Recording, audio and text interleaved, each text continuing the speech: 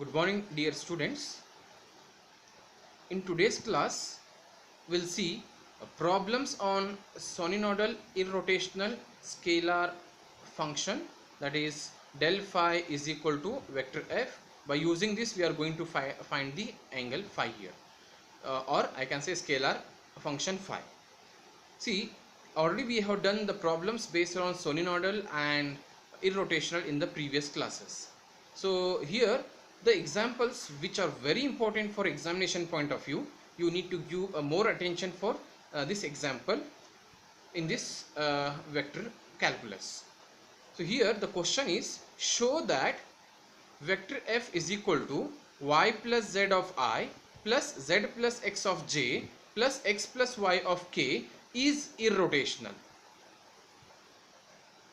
Also find a scalar function phi such that vector f is equal to what here? Means we need to find scalar function phi using the condition what here? Vector f is equal to del phi. This is a condition to find what here? A scalar function. So before that we need to show that this given vector is irrotational. If it is irrotational, then only we can proceed, otherwise we have to stop the process. We will check first whether it is irrotational or no. So solution. So for that you collect first what is vector f. So vector f is nothing but y plus z of I plus z plus x of j plus x plus y of k. So this is vector f. To show irrotational, we need to work out for curl of vector f is equal to 0. We need to show. Okay, so now we'll take the left hand side, that is curl of vector f, which is symbolically del cross vector f, which is nothing but determinant of I, j, k, second row dou by dou x, dou by dou y, dou by dou z.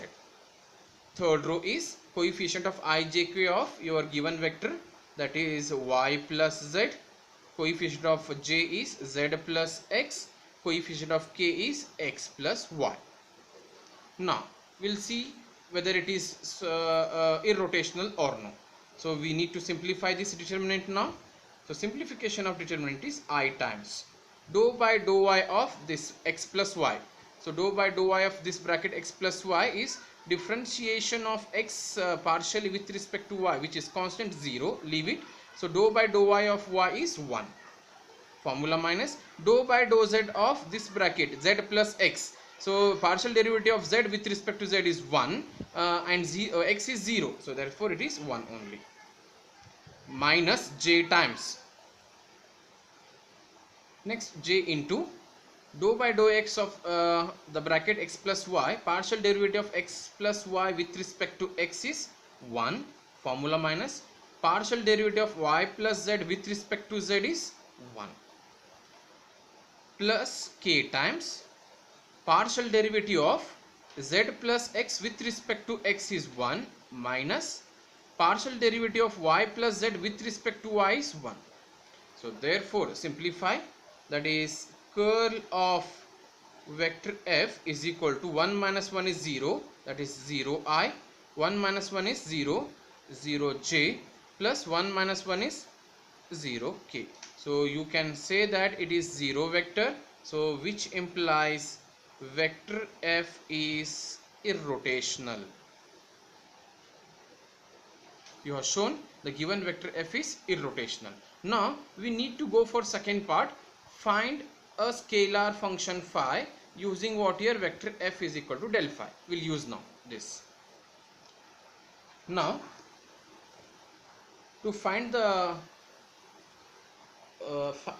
scalar function phi, we need to use del phi is equal to vector f condition. You remember this always. So you will give the values for this. So del phi, del phi is nothing but del phi can be written as dou phi by dou x of I plus dou phi by dou y of j plus dou phi by dou z of k.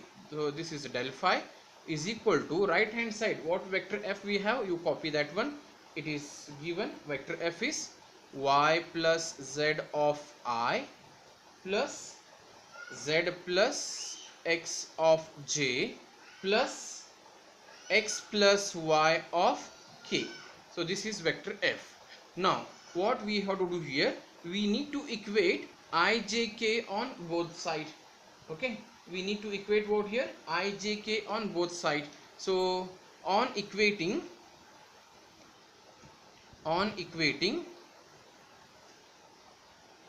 coefficient of I, j, k on both sides, we need to equate on both sides. So here left coefficient of I is dou phi by dou x is equal to, here coefficient of I is what here? Y plus z. And next coefficient of j is dou phi by dou y.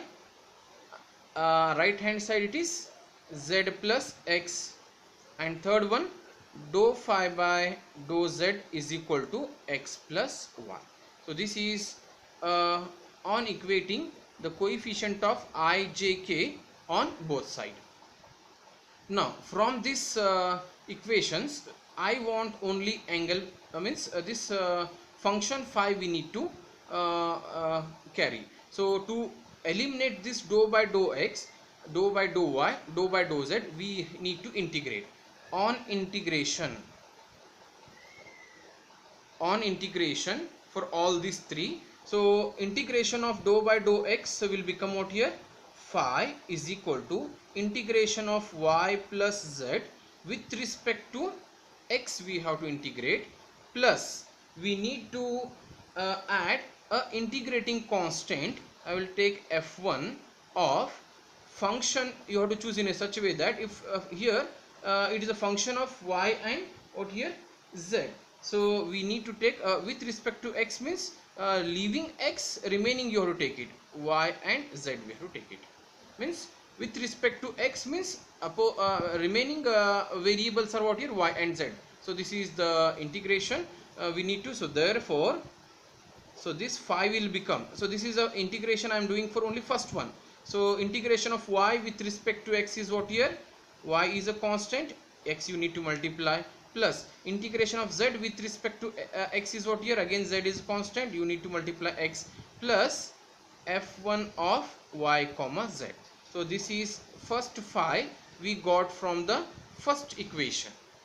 Now from the second equation, if you integrate this, we'll get here phi is equal to integration of z plus x with respect to y plus f2 of, so this is with respect to y means another two variables are what here? X and z is the integrating constant. So on simplification this integral will become phi is equal to integration of z with respect to y is yz, integration of x with respect to y is xy, plus f2 of x comma z. So this is a second integral. Third equation, so third integral we need to calculate now. So therefore now finally, so phi is equal to, this will become what here? Integration of x plus y with respect to what here? Z, plus f3 of, so with respect to z means we need to write the function of x and y. So on integration this phi will become x z plus y z plus f3 of xy. So these are the three phi's, means three scalars we got: first scalar, second scalar, third scalar. In these three phi's, you just see here the answer we have xy plus xz, here we have yz plus xy, and here xz plus yz. Just see one, this xy is repeating here, and this yz is repeating here, this xz is repeating here. So we have to choose f1 yz, f2 xz, f3 xy in a such a way that this all three phi should become same. So therefore for that we need to choose in a proper way. Now I will give equation 1, 2, 3. So I want to choose f1 of yz. f1 of yz means I want to give some value for f1 of yz by using equation 2 and 3. In equation 2 and 3, because equation number 1 is what here, with respect to x it is. So therefore in 2 and 3 you have to choose such a value that value should free from x. So who is free here? Yz is free, and here also yz. Only one term we have to choose. So only one, here also it is yz, here also it is yz. I will choose f1 as yz is equal to 3. So this is from 2 and 3. Similarly for f2, that is f2 of xz is equal to, so from equation 1 and 2,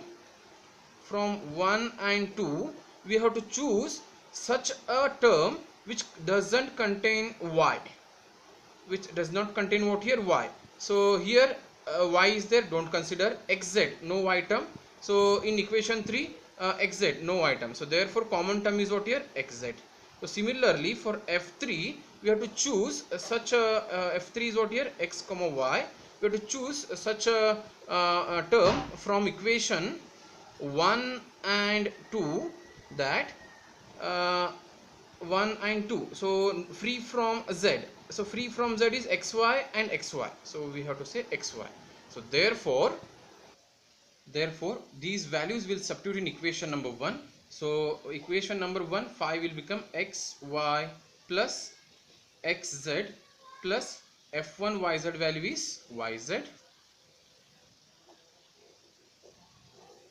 and second 5 will be, equation 2 will become, if you replace xz is here xz, so it will become yz plus xy plus xz.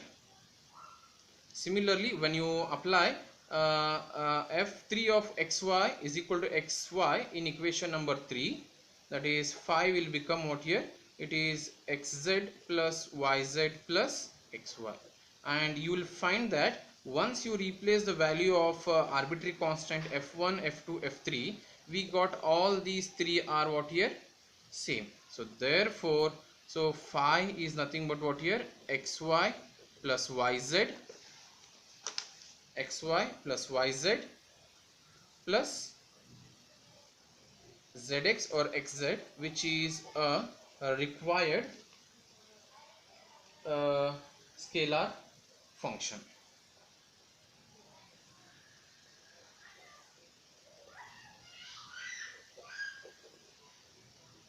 So in this way we need to complete the examples here.